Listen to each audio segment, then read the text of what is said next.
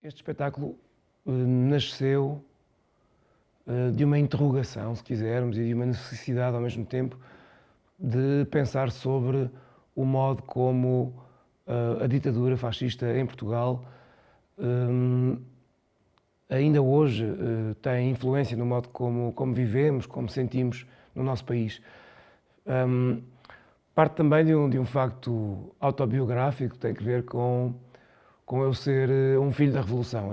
Eu nasci 1 ano e 5 dias, exatamente, depois da Revolução de Abril de 1974. E dentro de mim sempre houve esta questão, esta interrogação sobre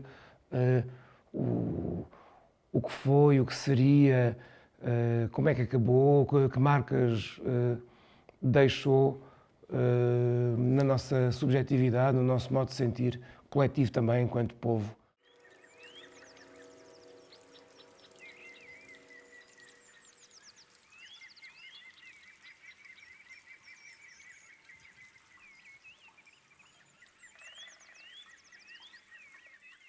O Dura Ditadura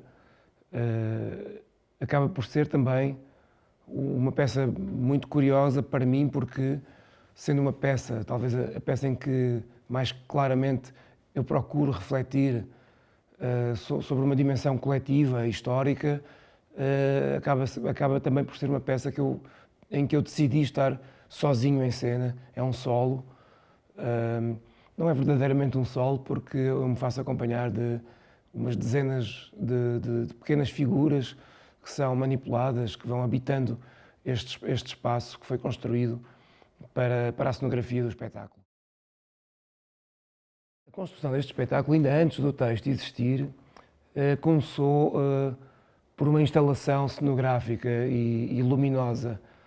Começou por a instalação de umas torres de luz dispostas uma ao lado das outras, um pouco como mastros de bandeiras, que formavam um contraluz, uma série de luzes em contraluz, que iluminavam um espaço vazio. Este foi o princípio para a construção da cenografia e do dispositivo do Dura Ditadura. Mas a peça foi evoluindo gradualmente ao longo do processo, a peça cenográfica, digamos assim, muito inspirada numa frase que a Regina, a certa altura, põe no texto, em que diz que era uma espécie de jardim sem cor. E a cenografia do Dura Ditadura é isso mesmo, é um jardim sem cor.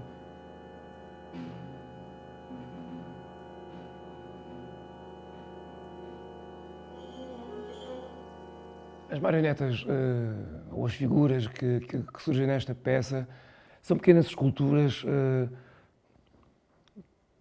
que representam figuras humanas em algumas situações. No fundo, há também a referência das figuras petrificadas de Pompeia, e tem um pouco a ver com essa ideia de uma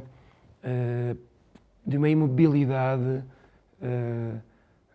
permanente, de uma espécie de situação da qual não se consegue sair.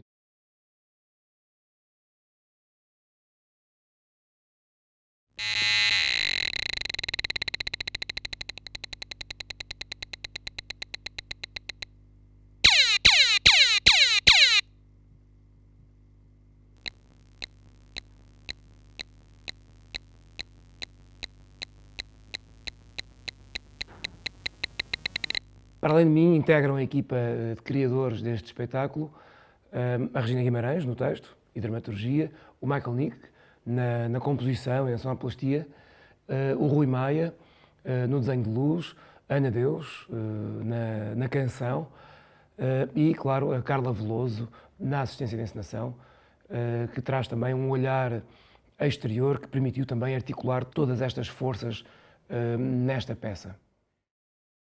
A peça teve uma carreira, tem tido uma carreira extensa, e nos primeiros anos nós realizámos largas dezenas de apresentações no Porto e sobretudo em itinerância, um pouco por todo o país, mas também em França. Foi apresentada de facto em contextos muito diferentes. Nós preocupámos também em termos de produção, em tornar a peça acessível para contextos escolares e para um público mais jovem ou familiar, mas também para o público em geral, para um público adulto. A peça tem essa qualidade ou essa característica de falar muito diretamente para um grupo muito, muito abrangente. Mas nós também tivemos sempre a prática e o cuidado de encontrar neste espetáculo, no final, momentos de encontro com o público em que quase sempre se discutiu sobre as questões que o espetáculo levanta. E eu guardo uma série de memórias também dessas discussões com os espectadores, que viram o público, espectadores de todas as idades, não é? Desde crianças, para quem isto é uma referência que chega através da família, ou eventualmente de uma passagem breve nos livros de história pelos quais se estuda na escola, mas também de pessoas mais velhas que viveram esta experiência e que foram, no fundo, como essa criança de que a peça fala. Para mim, estar em cena neste espetáculo é uma viagem a um tempo que eu não conheci, mas pelo qual eu fui também profundamente influenciado. Eu penso que é importante manter o espetáculo em cena, não apenas pela sua dimensão histórica, que é por demais importante, mas também como uma forma de olharmos para o mundo. E basta pensarmos nos fascismos que vão surgindo um pouco por toda a parte, nas suas expressões mais brutais ou mais insidiosas, para percebermos que uma peça que nos faz refletir sobre o nosso passado é também importante para olharmos para o futuro.